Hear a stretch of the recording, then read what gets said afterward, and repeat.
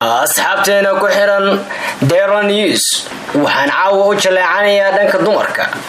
Dumarow waxaan idin wadaa 10 waxyaabood oo aad uga yaabsan kartaa ninkaaga si qalbigiisana keligaaga aad ugu degto gabar yahay. Haddaba iga qaado 10 waano ee ninkaaga ku soo dhaweynayo daqiiqadna aadan ka maqnaanaynin qalbigiisa. Waxaa jiraan waxyaabo badan oo udgoon ku dari kara guurkaaga iyo xiriirka, kuwaasoo gabar yahay ka saacidaya in ninkaagu aad ku jeclaado. Waxyaabahan ayaa waxaa ka mid ah in ninkaaga aad u samayso waxyaabo ka yaabin doona ama uusan filanaynin si aad u ogaato sida ay waxyaabahani muhiim u yihiin. Waxaad u baahan tahay gabar yahay waxaan ku leeyahay dhagahaagii amaahi oo qalbigaaga xaggayga soo aadi si ay kaaga dhaadhacdo waxyaabahan aan kuu soo jeedinayo. Ila xisaabiyo tirada ila bilow.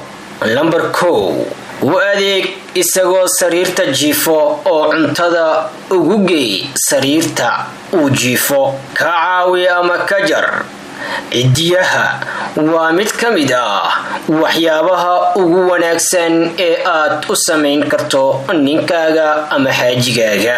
Number 2, ka caawi ama ka jar cidiyaha waa mid ka mid ah waxyaabaha ugu wanaagsan ee aad u samayn karto ninkaaga ama xaajigaaga ama saygaaga. Number 3, isagoo aanan filaynin wad casho oo ku casum waa mid ka mid ah waxyaabaha isku soo dhaweeya lamaanaha kana caawin kara inaad si fudud u degto qalbigiisa iyo dareenkiisaba. Number 4, oo shid ciyaaraha u jecel yahay adigana la daawo xitaa haddii aadan ka helin ama aadan dooq ahaanba jeclayn. Number 5, u diyaari dharka shaqada ama labiska uu doonayo inuu qaato xilliga uu shaqada ama meelaha aadayo ama shirarka leeyahay.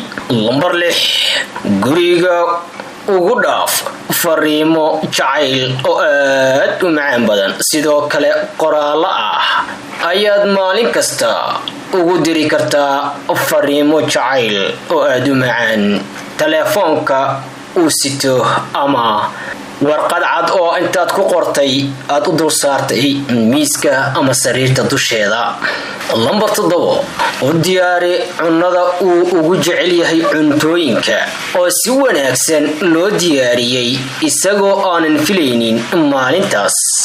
Waad garanaysaa waxyaabaha uu aadka u xiiseeyo misena uu jecel yahay.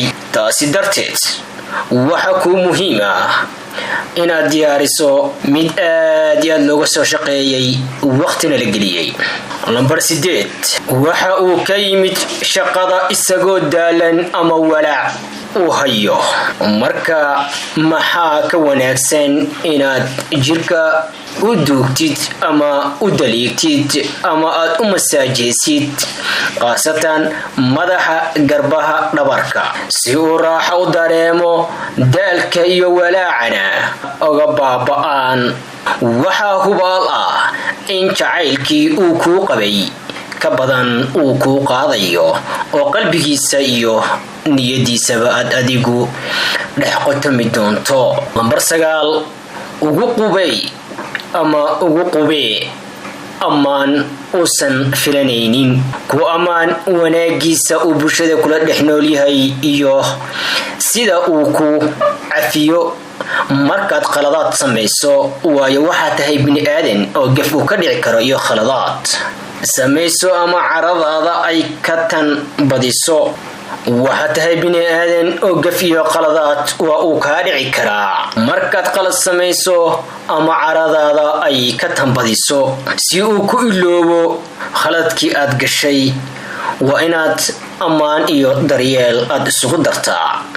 Number 10, ku dhiirigeli dadaalkiisa har iyo habeen uu hayo una hayo reerkiisa, dadkiisa, dalkiisa iyo weliba shaqooyinkiisa, iyo sida uu howlkar u yahay gadaal ka riix oo mar walba dhiirageli marka uu niyadjabsan yahay, adigoo u sheegaya in guushiisa ay dhowdahay, dhowaana uu gaari doono oo uu hantin doono, uu noqon doono mid guulaystay. haddaba gabar yahay 10kan marxaladood aan kuu soo gudbiyey, noqo mid ku dhaqanta si uu guurkaaga u xasilo, xaajigaagana qalbigiisa aad ugu yeelato qasri aadan marnaba ka bixin, xitaa haddii uu waqtigii rabbi kuu yimaado oo aad geeriyooto uu kuu xasuusto inta uu dunida dusheeda saaran yahay.